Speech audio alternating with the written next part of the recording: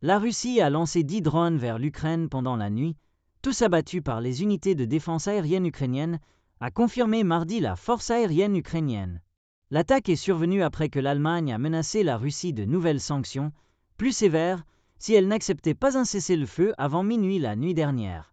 Le temps passe, il nous reste encore 12 heures avant la fin de cette journée, a déclaré lundi le porte-parole du gouvernement, Stéphane Cornelius, confirmant que Berlin s'était coordonné avec ses partenaires européens pour des sanctions supplémentaires. L'ultimatum a été donné après que la Russie a refusé de s'engager pour un cessez-le-feu de 30 jours, sans condition, une proposition initialement mise sur la table par les États-Unis en mars.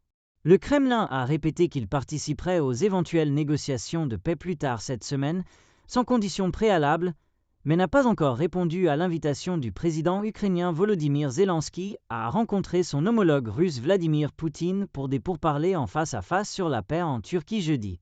Les bombardements et les attaques russes continuent, a écrit Zelensky sur X lundi. Moscou est restée silencieuse toute la journée concernant la proposition d'une rencontre directe. Un silence très étrange.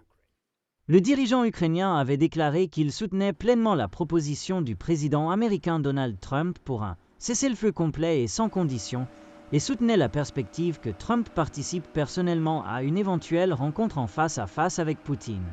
Trump a déclaré qu'il se sentait optimiste quant aux négociations d'Istanbul et qu'il envisageait la possibilité de se rendre aux pourparlers depuis une visite prévue au Qatar et aux Émirats arabes unis le même jour.